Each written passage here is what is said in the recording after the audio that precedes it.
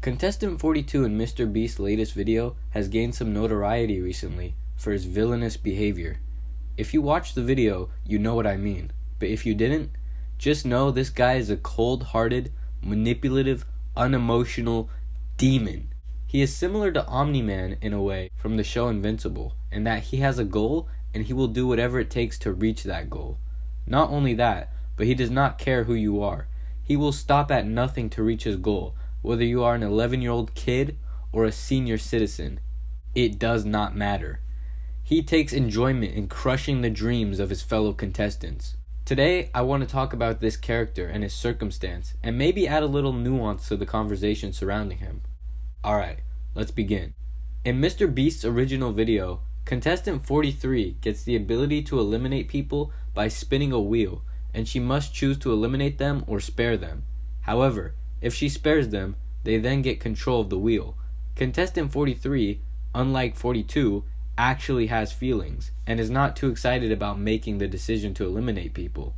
Thankfully for her, she doesn't need to worry about that too much, because she has number 42 right behind her telling her what to do. He is the physical embodiment of the devil on her shoulder, constantly encouraging her to eliminate and praising her when she does the job. The reason why she listens to him is because everyone in the 40 age group made an alliance, essentially teaming up and making sure they are safe from all other players. Now, when I first saw the video, I had the same reaction as everyone else. Wow, this guy's like a movie villain. He's pure evil. But after thinking about it some more, I realized that number 42 isn't the bad guy of the story, despite what the title says. I think he is simply misunderstood. If we take a deeper look at 42's behavior throughout the whole video, we can see that he is acting abrasive and somewhat polarizing, leading to our perception of him as a villain. But in reality, if you don't focus on what he says, but rather what he does, you realize he's actually a super polite contestant, given the circumstance. We can first start by examining his behavior when he becomes the leader of his row in the first challenge. In this challenge, each age row must pick a leader. The leaders are all then tempted with money, starting at $1,000 and then progressively more and more. All the leaders are pretty strong-willed, making it up to $100,000. Once the money reaches all the way up, 42 still doesn't crack, but instead, number 30 buckles under the pressure and takes the money. Most people who saw this probably weren't too mad at him because it is a lot of money, and he said he had a kid, which gave us sympathy for him. However, if we examine 30's behavior, I would argue that he is more of a villain than 42 is. First of all, 30 directly says at the beginning of the challenge that his row is going to make it all the way, and as their leader, they trusted him, only to be backstabbed by him. He then acts all deflated about it, which doesn't make sense to me. If you're going to betray your people, then at least do it with your chest out. Him acting sad seems disingenuous because if you really didn't want to hurt them, you wouldn't have taken the money, like 42 or 100 or 14. Speaking of 14, when we look at his behavior throughout the video, we can see he's clearly the most pure-hearted person in the video. He refuses to trade his number row in for any amount of money, even as a teenager. Not to mention, he consistently tries his best to do the right thing according to his morals, despite the competitive challenge environment that he's in. Now, if we were to directly contrast him with another competitor in this video, it would not be 42, but rather 30. Let's look at both of these guys again. 30 directly trades in his group for $100,000. Not only that, but when 30 made his decision to betray them, despite their pleading, he not only got rid of all the 30s, but also all the 20s, after promising he wouldn't. You can say he was just playing the game, which I would not disagree with, but him promising to help the row, only to backstab, feels worse when you realize you can just not make false promises. Had he not done that, he may not have felt so bad afterwards. Now compare him to 42. 42 stayed strong during the bidding and did not let his teammates down.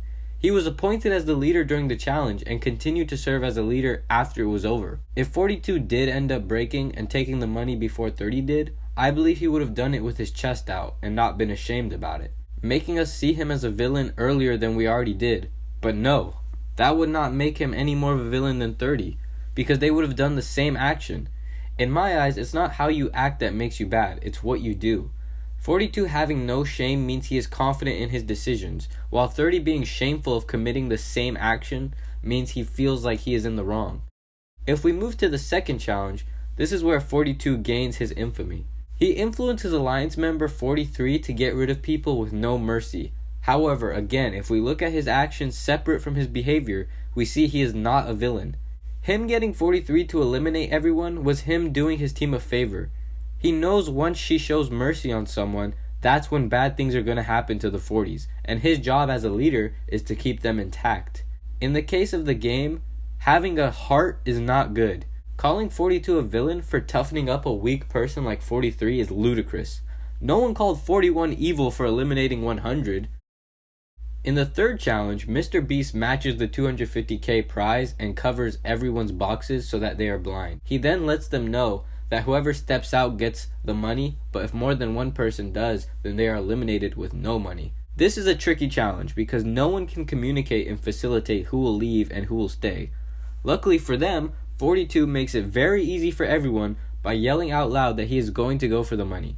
Mind you, he does this before anyone else says anything.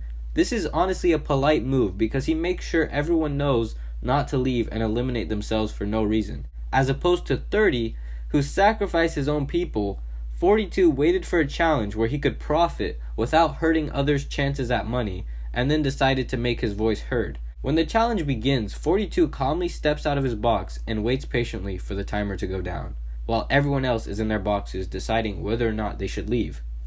Most people decide to stay because they all heard 42 loud and clear, so they know he is out there, meaning if they join him, they won't get anything. However, when the timer runs out, we see number 58 step out at the last second, leading to both 42 and him getting eliminated with no money. For a supposed villain, 42 is surprisingly chill about that, considering 58 essentially did a suicide mission for no other reason than he didn't like 42, which would be infuriating. If you were 42 and some old guy got in the way of your $250,000, I know 58 was getting revenge for his fallen 50 members, but it was honestly stupid because like was mentioned earlier in the video, if the 50s had gotten the mic, they would have done the same thing to the 40s. It was never personal with 42. He was just doing what was best for his people. Even after he gets eliminated, he gives words of encouragement to his people, making sure they don't lose hope without their leader, which I thought was pure class on his part. He may be a villain in the eyes of the public, but no matter what, he supports his own. Unlike number 30, who pretends to be sad after snaking them out for 100,000. I mean, seriously, how can someone be the quote-unquote villain of a show, or YouTube video in this case, and have no body count? 30 is directly responsible for upwards of 20 eliminations, yet no one sees him as a villain. But 42, who has a clean slate, is considered the bad guy. Sure, he influenced 43 to pull the trigger, but those aren't his kills. She has her own free will, and she made the decision at the end of the day. Plus, I wouldn't count number 48 as a kill on 42's record, considering 58 knew what he was doing and quite willingly sacrificed himself. Plus, 42 gave everyone a warning ahead of time. Eventually, if we skip ahead to the end of the video, number 47 ends up winning, and she is one of the disciples of 42. And I strongly believe his leadership played a part in her ability to persevere to the very end and win the whole thing. So, is 42 a villain? I don't know. I personally don't think he is. But maybe I'm wrong. Maybe 42 really is a villain. And maybe I just support villains. But tell me what you think in the comments below. Is 42 a villain? Or do you think he was just doing what was best?